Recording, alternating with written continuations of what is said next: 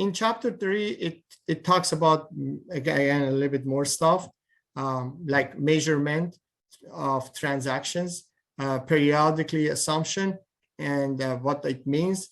Periodicity assumption is what I told you. I said whatever happens in 2019 stays in 2019. That periodicity assumption always assume that when you give me an income statement related to 2019, you are serious, you are not lying, you are honest, and you follow the rules of periodicity assumption, and you know that anything happens in the period of 2019 stays in 2019, and you are not mixing up your numbers just because you want to look good on your income statement. Basic elements of revenue recognition. I told you this. When do you recognize revenue? Anyone knows? When do you recognize revenue? Under GAAP, under accrual method.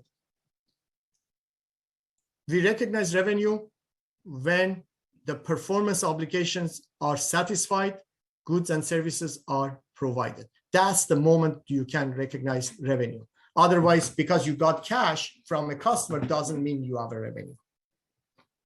That's revenue recognition principle. Expense recognition principle says you recognize expense when you receive goods and services and you are obligated to pay for it. At that moment, you need to recognize the expense. Doesn't matter if you're going to pay 3 months later or so. You recognize expense the moment you have the obligation to pay for it and you receive goods or services for that expense. When do you do adjusting entries? You do adjusting entries at the end of the year. Adjusting entries at the end of the period. Because at the end of the period, some stuff needs to be adjusted. And you need to do those adjustments. What is accrual versus cash basis accounting? I already explained that, so I'm not going to go through that again. So let's have a quick review on those pages to see.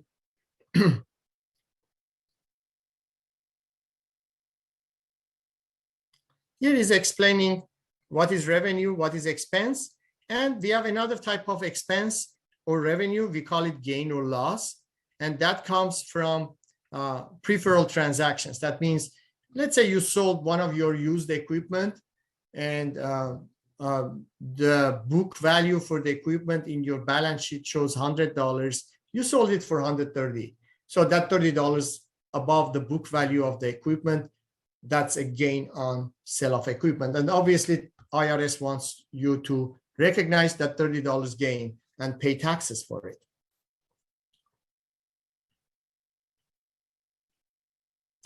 So revenue plus gains minus expenses minus losses will give you final income, like net income or loss at the end.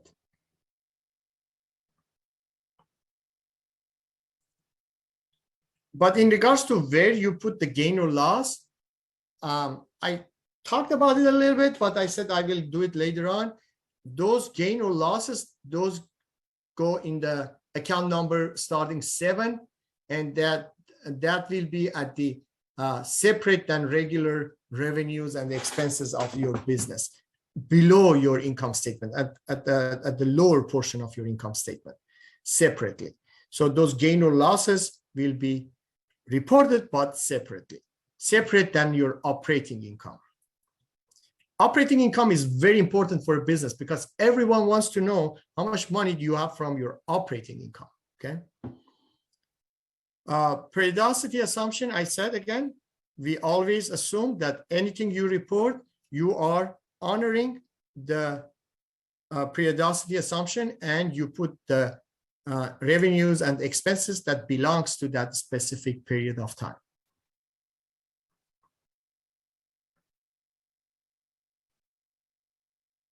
So you can see the periodicity assumption. Like this company has a fiscal year. This company has a calendar year. Most companies are calendar year, but some companies are fiscal year. Calendar year, that means you start from January 1st and you finish in December 31st. That's a calendar year. But fiscal year, that means let's say city of Los Angeles starts from July 1st, I believe. June, July, August, September, October, November. No, July, August, September, October, November, December. Yes. So starts from July 1st and all the way to June 31st. That's like fiscal year. Macy's is fiscal year. Walmart is fiscal year. Let's look at Walmart. Yeah, you see, Walmart, it's a fiscal year because it starts from February 1st all the way to January 31st. And that's why here says this is the latest annual report, as of January 31st of 2022. You see? That's where this is the column that you're going to use for your financial presentation.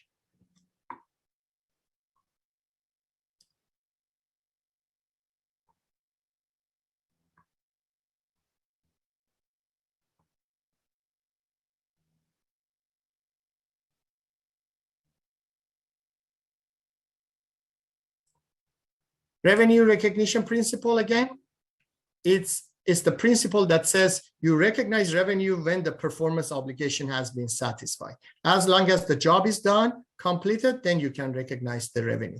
However, in some cases, if the portion of revenue is completed, job is completed, you can recognize just that percentage of job that has been completed. Let's say in construction type of business, if the construction is 30% complete and is the agreement $1 million construction, 30% complete, okay, at the end of the year, you record 30% of $1 million, which is $300,000 as revenue. Percentage of completion. Make sense?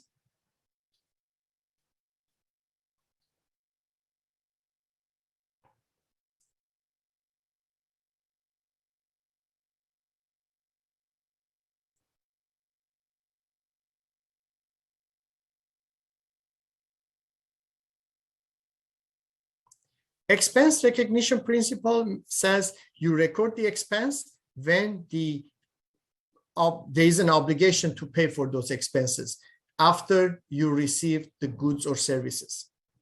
And there's a matching principle also. In the matching principle, it says you have to associate expenses with revenues in the same period. Very important subject in accounting. Very important. You have to associate those expenses with the revenues that happens in the same period and record them and in the same accounting period. For example, if you, let's say you have $1 million sales, perfect, you recognize them in 2019. However, in 2019, because you sold those, let's say you are selling TVs. So because you sold TVs in 2019 for $1 million, do you think that you will have some warranty that you might end up by paying for it? Yes. So you have to estimate how much warranty expense you might have because of that $1 million sales of TV. And you might say, oh, okay, sales of TV was $1 million. $600,000 was the cost of TV. So the gross profit is $400,000. However, I might have, let's say, I don't know, 30% warranty expense. 30% of warranty expense of $1 million sales is $30,000. So I'm going to recognize $30,000 of warranty expense. Did you pay for it? No, it's not. It didn't happen yet. We just sold those TVs, but you recognize it because you have to do the matching principle. Under the matching principle, it says when you sold your TVs for $1 million revenue, you have to record the proper amount of warranty expense and match it with your revenues in the same time period. So that's why you have to record the warranty expense at that moment. So what is the journal entry? The journal entry is debit warranty expense for $30,000. Did you pay for it? No. Okay, then say warranty liabilities, credit $30,000. That's it. You record the liability. You didn't pay for it yet, so just record the liability. So that is what matching principle is. Any question on matching principle, please?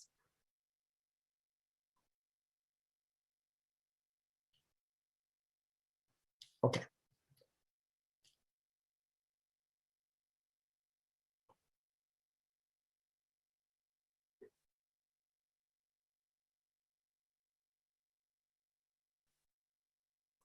So adjusting process is where you adjust some of your accounts.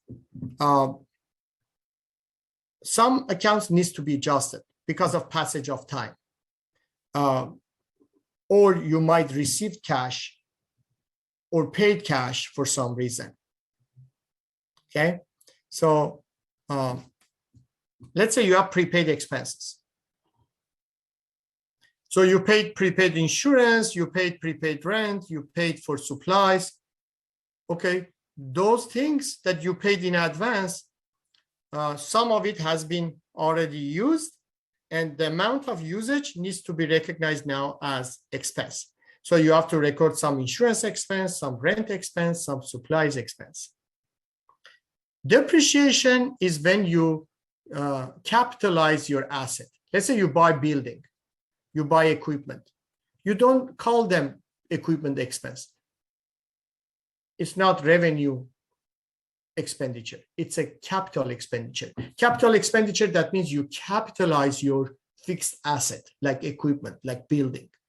So you capitalize them, but at the end of the year, a portion of it that has been used, you record it as depreciation expense, year after year till the end of the useful life of that asset, till you normally depreciate all of it, hopefully.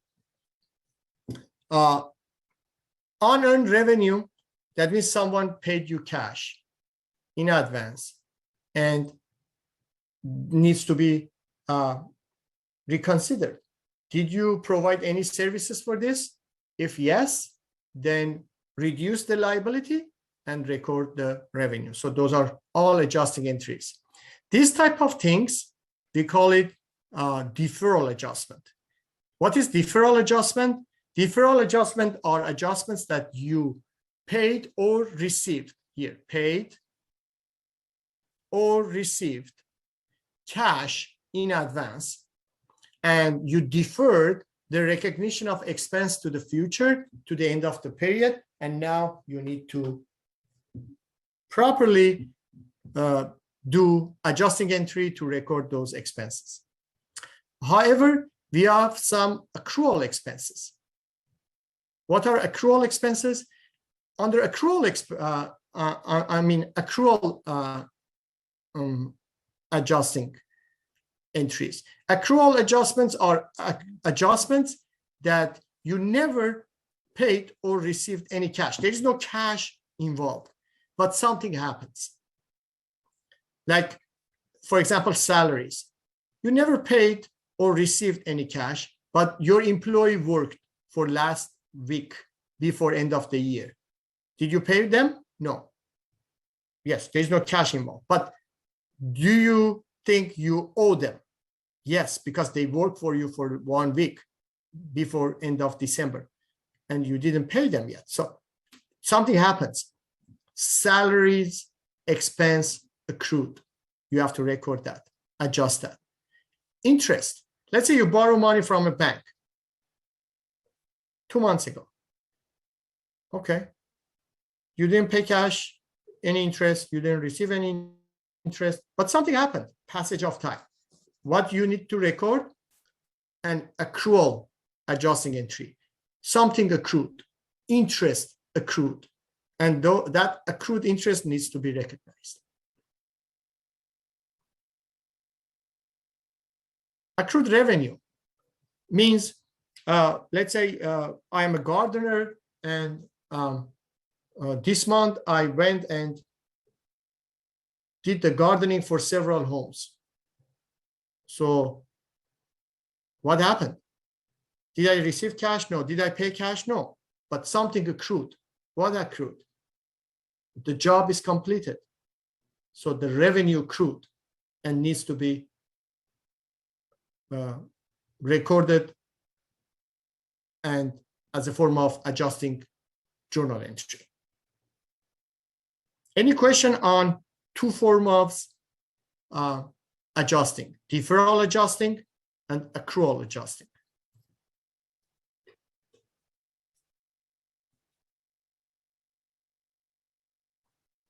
Okay, so prepaid expenses, if you paid something in advance, I gave you an example already about that prepaid rent that you asked me at the beginning of this meeting.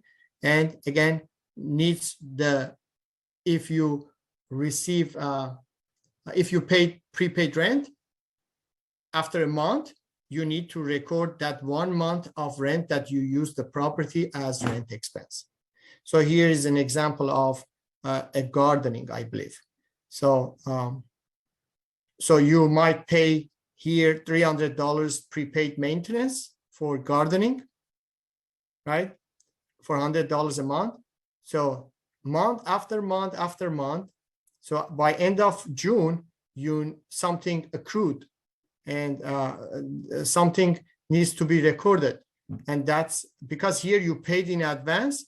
So this is a deferral adjusting. Deferral adjusting, that means a cash has been paid or received in advance and now it needs to be recorded. So now the maintenance expense will increase by $100 and prepaid maintenance will go down by $100. A month later, one more deferral adjustment. Maintenance expense goes up with another $100 and prepaid maintenance becomes $100. A month after that, again, deferral adjustment. Maintenance expense will increase and prepaid maintenance will become zero.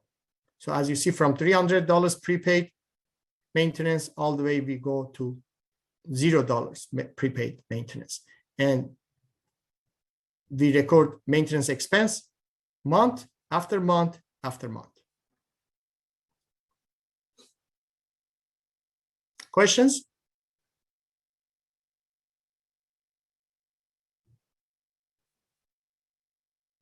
And this is the journal entry for the deferral of payment for maintenance. We call it prepaid maintenance. And then month after month after month, we do deferral adjustment. Deferral adjustment, another deferral adjustment, another deferral adjustment.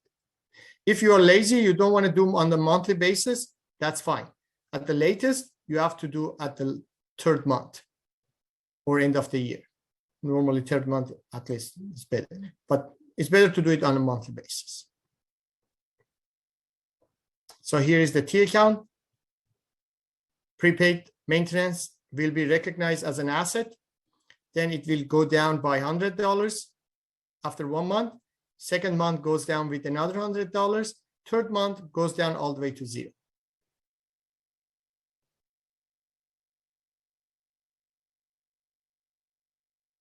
Here is prepaid insurance. It's a recognition of payment of insurance in advance and recognition of an asset under accrual basis of accounting. And then at the end of, let's say, year, this is 3 years in advance paid insurance policy. So at the end of the year 1, 1 year of insurance is expired. So we record insurance expense and we reduce the prepaid insurance, the asset. So at this point, the prepaid insurance at the beginning was $9,000, now is $6,000 because $9,000 here, $3,000 credit here. So now prepaid insurance has $6,000 balance. Here is the prepaid rent again. So you pay the rent in advance. You call it prepaid rent. It's an asset. So here asset goes up, the other asset goes down. So rent goes up, prepaid rent as an asset goes up, cash goes down. So asset is not changing. However, at the end of the, let's say, end of the month, 1 month of insurance expense is expired. So you record rent expense for 1 month and you reduce your prepaid rent for 1 month.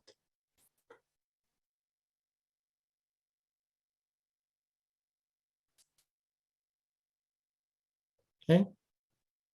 So when you are looking at this, you have to say, okay, let me do the same thing myself. So don't look at it anymore. Take a piece of paper, do the same thing, and then compare your paper with the answer here. See if you got the idea or not.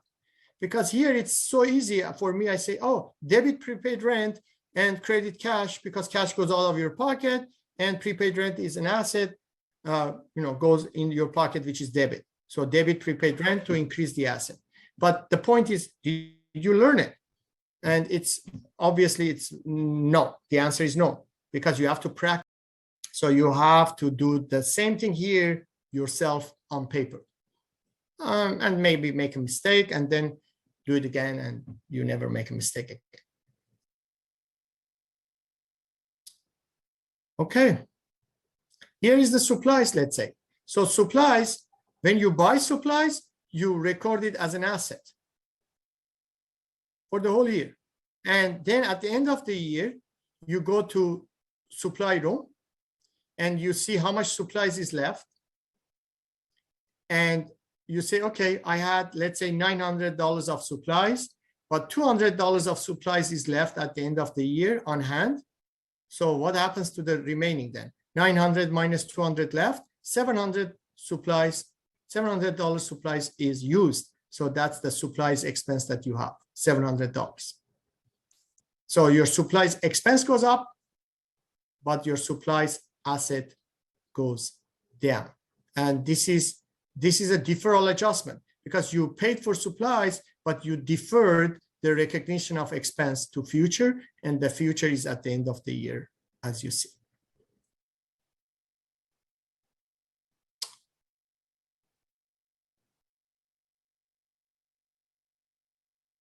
Okay, so. I'm sorry, Professor. So supplies expense means that we still have $700 left, or we use $700 worth of supplies? Here, it says leaving $200 of supplies on hand at the end of the year.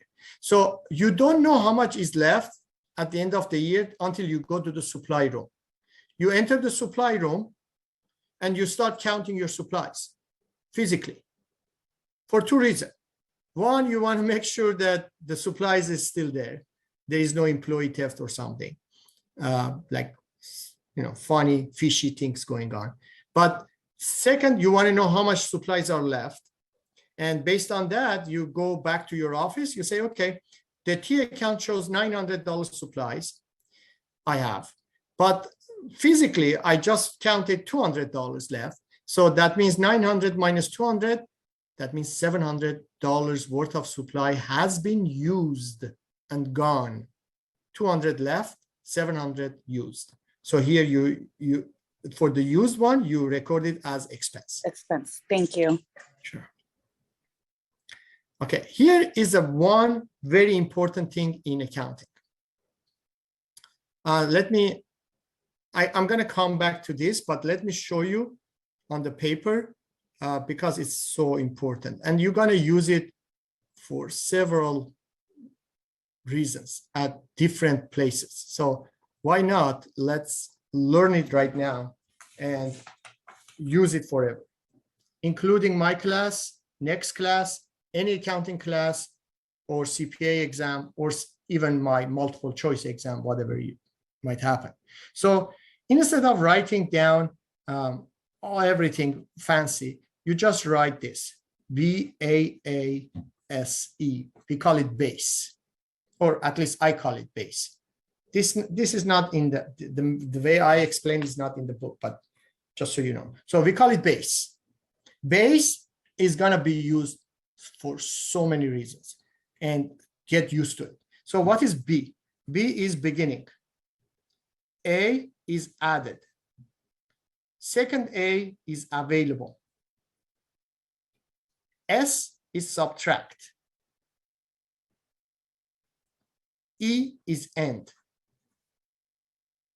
But do I need to write this? No, I just write what? I just write BAASE, and then I plug in my numbers. Let's say my beginning inventory, let's say it's $100. I added another $10,000 of inventory. Okay, so how much available inventory do I have in general? I have $10,100 available. Okay. However, at the end of the year, I go to my inventory room again to do the physical count, just to make sure if my inventory is still there, nothing happens, water damage, employee theft, whatever. So I go to my inventory room, I do a complete physical count. Normally you do inventory count at the end at weekends, close the doors and just do inventory count. And even your auditor might, if it's a big corporation, auditor might show up also. And at that point you say, okay, this is 10,100 available, but I counted at the end, there is, let's say, $600 worth of inventory left. Okay, then very easy. Then what happens to the rest of the inventory? So 10,100 minus 600, that's $9,500 worth of inventory has been subtracted from your inventory. And in this case, we call it cost of goods sold. Cost of goods sold. Now you know how you calculate cost of goods sold. Because cost of goods sold will be calculated by knowing how much available inventory you have, how much is left, what has been subtracted, and that subtracted will be cost of goods sold. Do you know what's the difference between inventory and supplies? Anyone? What's the difference between inventory and supplies? Inventory is what you had for the entire year, is it? No, inventory is what you have in order to sell it. Supplies is whatever you have in order to use it in your office, let's say. So if you have copy papers, pens, ink cartridges, those are your office supplies. Those are supplies. But what is your job? Your job is selling t-shirt. So t-shirt is your inventory. Supplies are those copy papers, cartridge, eraser, calculator, things that you use on a daily basis in your business office. So those are your supplies. Supplies is for you to use. Inventory is for you to sell. You don't use inventory. You just buy inventory, you sell inventory. But you buy supplies and you use supplies. Okay, bottom line, this is what I want you to learn. Learn BAAS. You don't need to write it fancy like this. You just need to write BAASE, plug in your numbers, get you the correct answer, move on to the next question. Got it?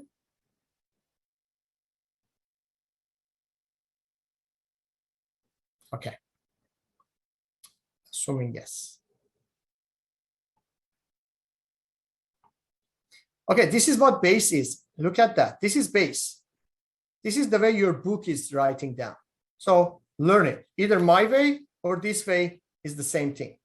So BAAS. Beginning, added, available, subtract, end. Beginning, added, available, subtract, end. BAASE. Okay, depreciation. I gave you an example in the previous video. I said you buy equipment and then you capitalize it. You don't record it as revenue expenditure, you record it as capital expenditure, you capitalize your fixed asset, and then you depreciate it down the road. And the depreciation is based on the calculation, which is total cost of your equipment, including sales tax, delivery, and installation, minus residual value. It gives you depreciable cost, divided by useful life, estimated useful life, and that will give you annual depreciation, which I did that in previous video 2 days ago. So where do you record the depreciation? The depreciation, you record it in a T account, you call it accumulated depreciation. And that's what contra asset means. Contra asset is an account that is subtracted from a related account, so-called contra account, and has an opposite balance, like opposite. If the main account, let's say equipment, is a debit balance, obviously, then accumulated depreciation is credit balance because it's a contra asset. And this accumulated depreciation will be in your balance sheet as long as you have the asset, and it will always show how much has been so far depreciated during last few years. So here we go. You buy a truck for $150,000. You depreciate it for $50,000 in year one, and you record the depreciation expense with this journal entry. And in your balance sheet, now it shows you have a truck minus $50,000 accumulated depreciation. Therefore, the leftover balance book value at this moment is $100,000. In year two, you record another journal entry just like this and record it as expense. However, in the balance sheet, your accumulated depreciation now becomes $100,000. So you have a book value of 50. Why this book value is so important? Because if at the end of year two, you sell this truck for $55,000, that $5,000 extra above the book value will be recorded as gain on sale of equipment. Professor, I have a question with that. With the whole depreciation with vehicles. Mm-hmm. So if there's extra mileage on a vehicle, it depreciated more. Am I correct? So how is it always $50,000? Because we did straight line depreciation. We didn't do. There are different ways of depreciation calculation. It's your choice which one you want to use. The way that the one that you are referring to, that's depreciation based on activity, based on mileage for the truck, let's say. If you want to use that way, that's also fine. So let me show you here. Give me a second. Here is the camera. Stop sharing. Pin. There you go. Here we go. So if you want to depreciate, like the way you say, okay, the whole truck is $150,000, I believe, in the example we were following. And you believe this $150,000 truck gives you easy 100,000 miles of use, like piece of cake. So you say, okay, 150 divided by 100,000 miles, that ends up to be $150,000 divided by 100,000 miles equals $15. No, $1.50, I mean, $1.50 per mile. So here, $1.50 per mile. You want to depreciate this one? First, you need to calculate that. And then you say, okay, at the end of year one, what's the mileage on this truck? You go physically look at the mileage. Mileage shows 20,000 miles, let's say, exactly, or whatever. Okay, year one, you used 20,000 miles times $1.50.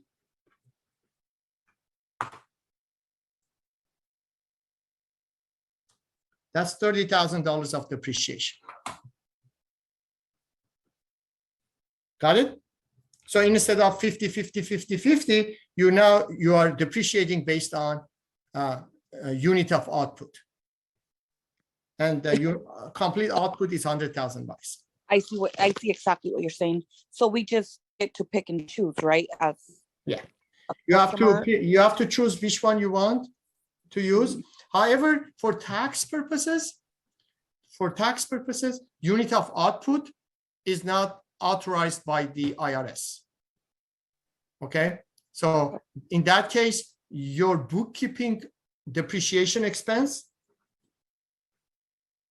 will be different than your tax depreciation expense. But in order to, I like to, simplify the bookkeeping. So I like to do depreciation that also is acceptable by the IRS and have the same depreciation. So, just reduce my headache. So in that case, I will not use output. I will use straight line depreciation. Under straight line depreciation, I say, okay, $150,000 truck. And IRS, let's say for this truck says it's 5 years useful life. So 150 minus 0 salvage value equals 150K.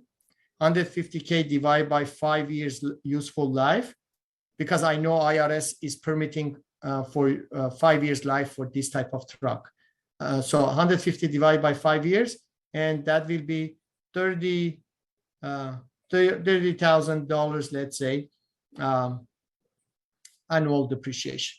And if I use this straight line method, I can also choose to do straight line in the under IRS tax and have the same depreciation expense in my bookkeeping and in my tax bookkeeping. Make sense? Thank you. Sure. Okay, so let's move on.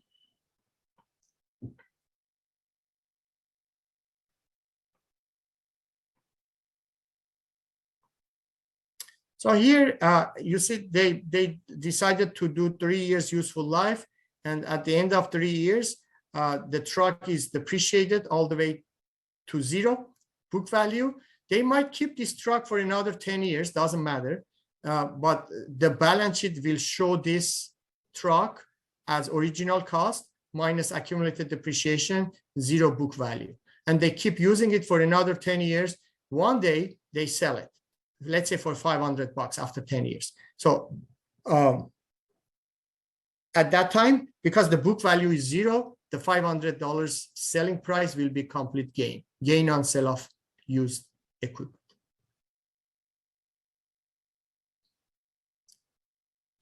For revenue, again, we talked about that, how to record unearned revenue, because when you receive cash from a customer in advance, normally it's not earned yet till you earn it one day. So you record it as deferred revenue or so-called unearned revenue. And whenever you earn that revenue, job is completed, performance obligations are satisfied, then you record the revenue at that time as a form of so-called adjusting entry. That's an accrual. That's a deferral adjusting entry. Because why is deferral? Because cash has been received in advance. So anytime there's a cash transaction in advance, that's a deferral adjustment needed at the end of the year. So here we go. We got $1,200 cash. That's the liability. And then at the end of the period, we record that $900 of that liability has been earned. So we reduce the liability and we record revenue. So normal balance for revenue is credit. As soon as I credit revenue, the revenue will increase. And because normal balance for liability is credit, if you credit liability, it will increase. But here I'm debiting liability, so liability will decrease. So liability is decreasing, revenue is increasing.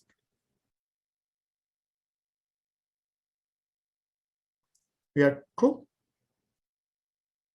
I talked about accrual and deferral type of things. So here is explaining those again for you. Here is talking about accrued salaries. that if salaries are accrued at the end of the year and it's not paid yet, so those accrued salaries needs to be recognized properly. And here is the journal entry. So you record accrued salaries expense and accrued liability. Liability will increase, expense will increase. Normal balance for expense is debit. Normal balance for liability is credit, so liability is increasing, expense is increasing.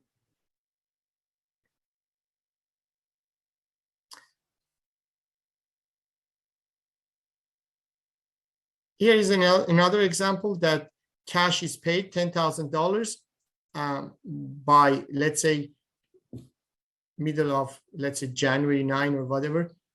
So since you are paying cash salaries now, so cash will be credited, but already you record $3,000 of liability for salaries for the previous year, last week of December. So that salary payable will be closed. However, in the new week of January, first 2 weeks of January, let's say, that salary expense belongs to the new year. So in new year, you record salary expense for the new year, and you close the liability of salary payable, which it was coming from the last year liability. So how much salary expense we have in the new year so far? 7,000. Why? Because the expenses are closed already and are zero. So any expense, salary expense that happens in the new year will be recognized in the new year. And so far in the new year, as of January 9th of the new year, the salary expense balance in the T account is $7,000.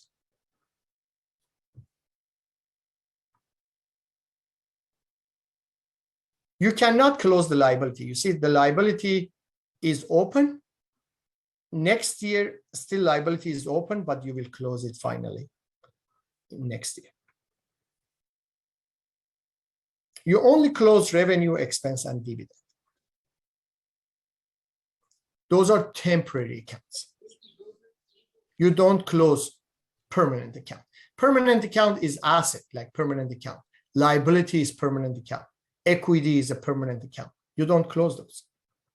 You just close the temporary accounts. Accrued interest, same thing. Again, I said you borrow money from a bank, but few months later, at the end of the year, something accrued. What accrued? Interest accrued. So you record the interest expense. And here is telling you how to calculate that. So make sure you learn that. Professor, this is where I'm a little lost. On the example you just had on top, salary expense and salaries payable, they were both on the debit side. Yes. Yes. Normal balance for expense is debit. Normal balance for expense, debit. That means if you debit expense, expense will increase. That's why we debit expense here to increase the expense. And normal balance for liability is credit. That means if you credit liability, the liability will decrease. Right? I see. Okay. So because we're paying cash, then cash goes away from our pocket. Is that? Yeah. Don't go here now. For a second, just ignore this part. Just focus on this journal entry. Okay. Let's say you don't know which one will be debit or credit. Okay. I tell you how you do it. Think for a second. Imagine you are paying this right now. Okay. Right now on December 31st, you are paying this. What would be credit?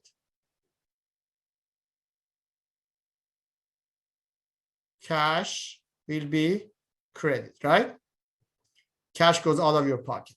So right here, instead of salary payable, write cash. So cash will be credit out of your pocket. Definitely the other one ends up to be debit, which is salary expense. Up to here, just wait a moment. Did you pay honestly? No. Okay, since you honestly didn't pay, erase that cash and say liability, salaries payable.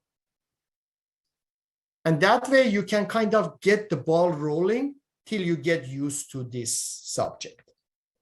So for a moment, imagine it's a cash paid right now. So cash will be credit. That's piece of cake. Everyone knows that. Cash goes out of your pocket, far away. And then the other one will be debit, which is salaries expense. And now erase cash and say, because I'm not honestly paying cash right now, so it's going to be a paid. So now expense is increasing in this journal entry and liability is increasing in this journal entry. However, 10 days later, in January 9 of new year, I'm going to pay for these salaries anyway. I'm going to pay $10,000 for the salary.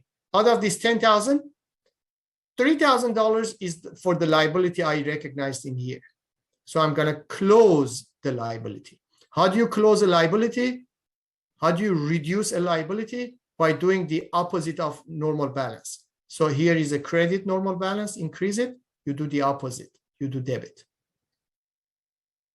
And a portion of that salary that you are paying has to be recognized as expense for the week. So week of January, first week of January. So salary expense will increase. Normal balance for any expense is debit.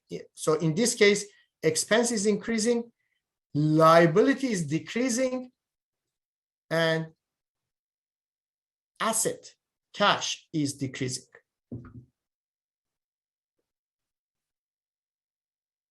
Make sense? Yes, it totally makes sense, but my brain still needs to wrap around. Okay, your brain, every time you wanted to wrap it around, you need a paper. You cannot understand accounting without T account. Let's make it for you completely clear. Every single time you want to understand accounting, I don't care how many years of experience you have, you need T account. So you need to take a piece of paper, say, okay, this is what I'm gonna do. Here we go, my camera is on, stop sharing, put a pin on this video. There you go. So every time we are talking about anything in accounting, you need to have a blank paper next to you. Even if you are studying alone, you need that blank paper. Immediately you do this. If you have 20 years of experience in accounting or you just learn this, T account. Your brain needs a visual confirmation. So this is where the visual confirmation is. This is your cash. You have a lot of cash. So we put X on that. And then you say, okay, salary payable, because I'm not going to pay right now. And I'm going to record salary expense for this last week of December. So I'm going to record $3,000 of salary expense, and I'm going to record $3,000 of salary payable. This is the journal entry. I'm just putting it, posting it to the T account, because T account is not in that book. T account is on your note paper. So this is how you see the liability. So you have a visual confirmation. But now, 10 days forward, in January 9 of the new year, you are going to pay for this. And you are going to pay $10,000 for the salary expense for your employees. So the $10,000 is going to go out of your cash. That's a credit. You need to close the salary payable because you are paying for it. How much liability you have?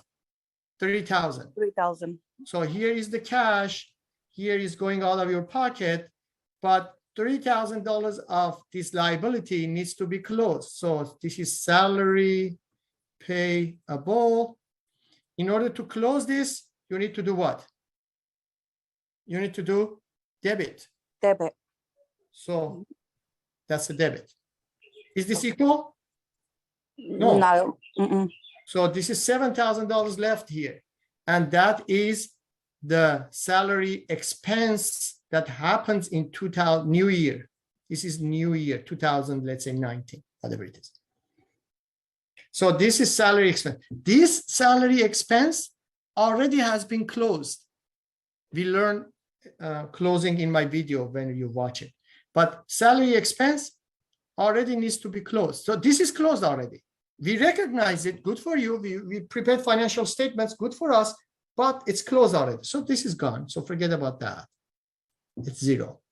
It's closed. How we close it, that's another story.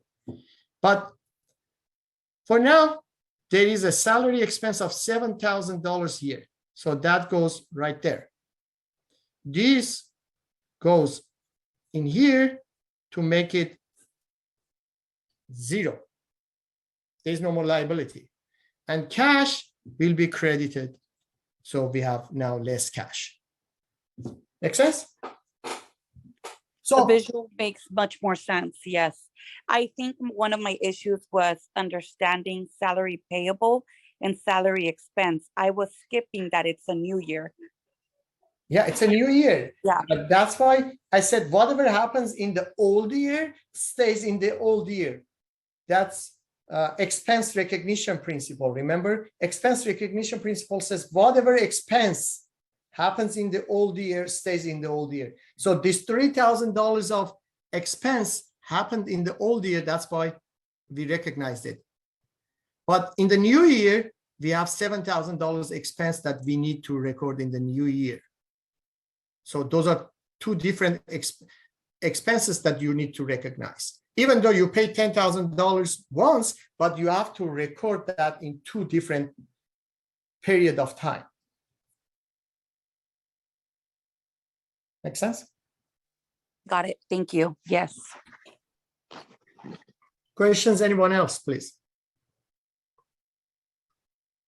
Okay. Remove pin.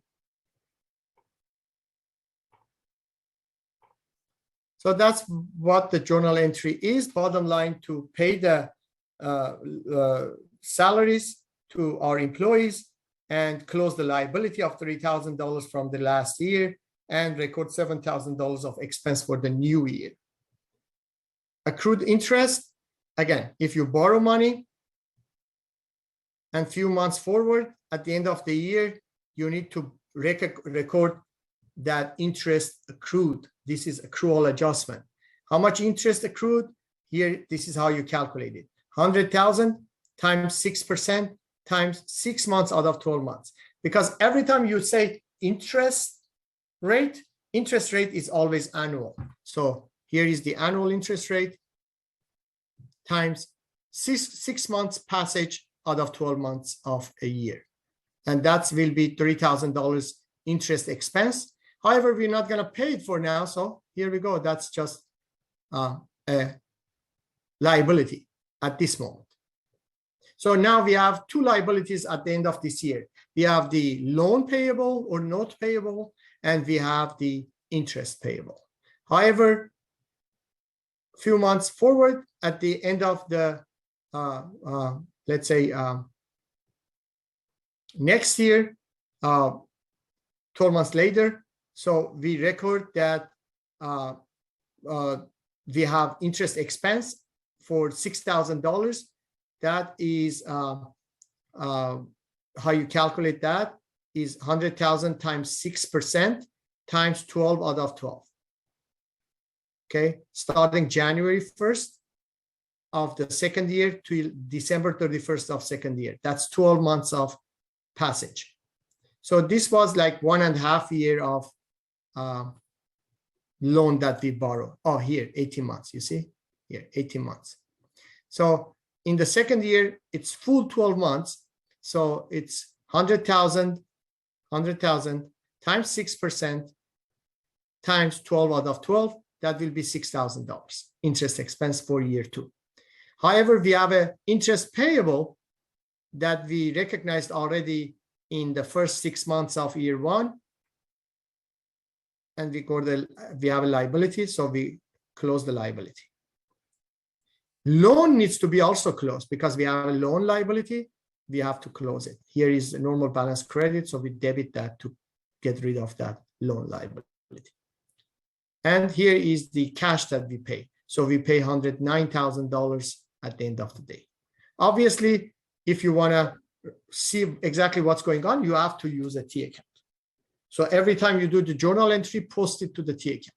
and look in your paper to see the T account as a visual confirmation.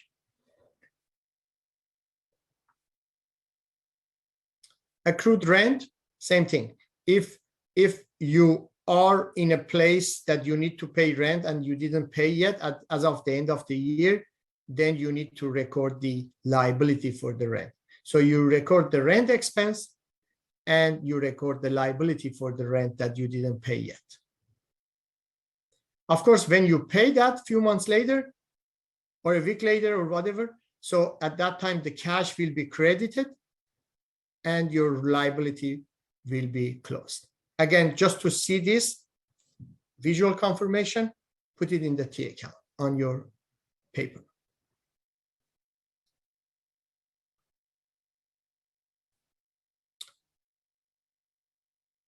Here is accrued revenue. Accrued revenue means you finished a job for a customer and you want to send an invoice. So you send the invoice. By sending an invoice, you are recording this.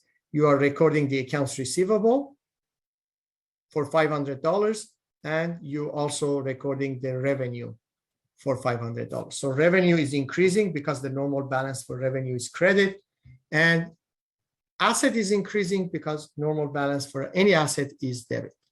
So asset debit, revenue credit.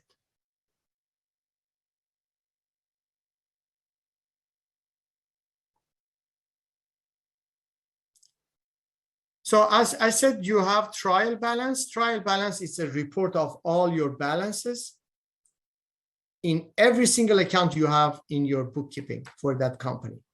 And you prepare that, and then you do the adjusting entries. After adjusting entries are done, you prepare the trial balance one more time.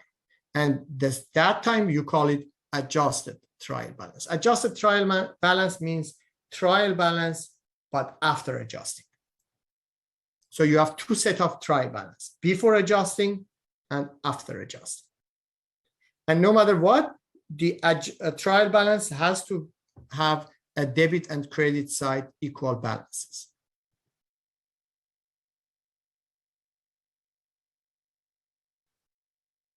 And here is talking about alternate procedures to record transactions. One of them is balance sheet approach. One of them is income statement approach. Under income statement approach, if you pay for something, you can record it as interest expense immediately, if you like that way. But at the end of the year, you need to reduce your expense and record proper amount of asset before you prepare financial statements.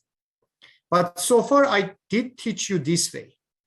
So far, whatever I teach you, it was balance sheet approach, which means I said, if you paid for something and you didn't get any benefit out of that, let's say prepaid insurance, then call it prepaid insurance, call it asset, don't call it expense. But if you are one of those accountants that you like to call it expense, that's fine, still it's fine, but you need to adjust it properly at the end. But if you do it this way, is also good, perfect, but still you need to adjust it at the end. So no matter what you do, at the end, the balance of those accounts has to be properly reported. So spend some time to look at these two approach of journal entry that you might see someone do it, but normally I teach you this way, balance sheet approach.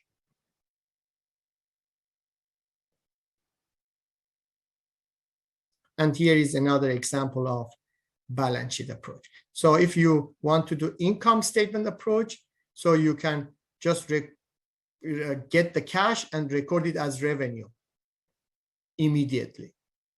But again, under accrual accounting, you need to do proper adjustment at the end. However, I did teach you this way. I said, if you get cash in advance and you didn't provide the job yet, goods or services is not provided, then call it liability. And again, at the end, you need to properly adjust it no matter what. So either way of these approaches you use in your accounting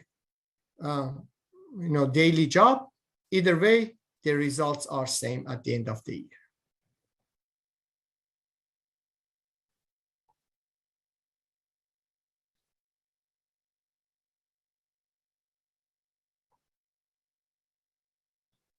Okay, a lot of information are covered. Unfortunately, as I said, this is a 6 weeks course. That means you know that you have so much commitment in order to get the job done on a daily basis. And so as you see, there are tons of information right now. I'm just trying to push you into your head, and it will not happen immediately. That means for first few weeks, you are under so much pressure to absorb all this information by working at least 4 hours a day, if not more. So here is talking about cash basis of accounting and also accrual basis of accounting. And also there is another one, we call it modified cash basis.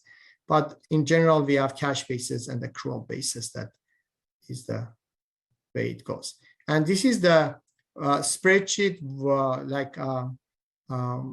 type of things that you have in Excel. But since you are going to use the, let's say,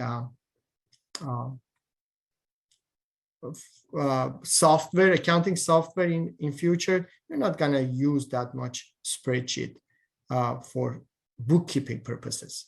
You might use spreadsheet for record keeping and schedule of depreciations and worksheet, but at the end of the year to identify your proper adjustments and possible outcome, which is in my accounting cycle 4-part videos you need to watch.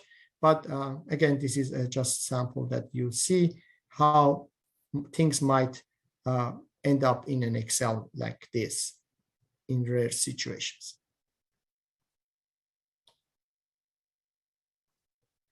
And here is talking about cash basis of income statement. Under cash basis, again, you record any cash as paid or received immediately as expense or revenue. You see here it says not prepared under generally accepted accounting principles. And here is the accrual basis, which we talked about it already. So under accrual basis, your net income is different, as you see, compared to the same company under cash basis. So under cash basis, this company has $15,000 income, but under accrual basis, the same company in the same period shows just $144 of income. So GAAP says this is the reality.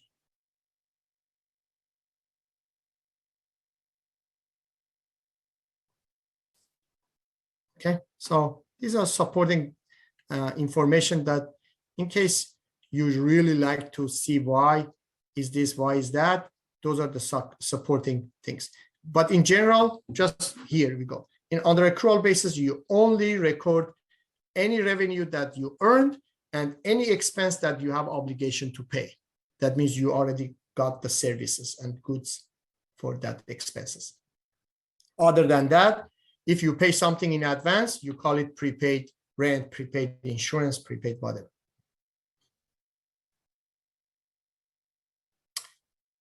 Okay, let's see. I strongly emphasize that you need to watch those 4-part accounting cycle videos because you get quizzes on those, you get exam 1 on those. So make sure that the 4-part of accounting cycle is completely covered in these 4 chapters of your book.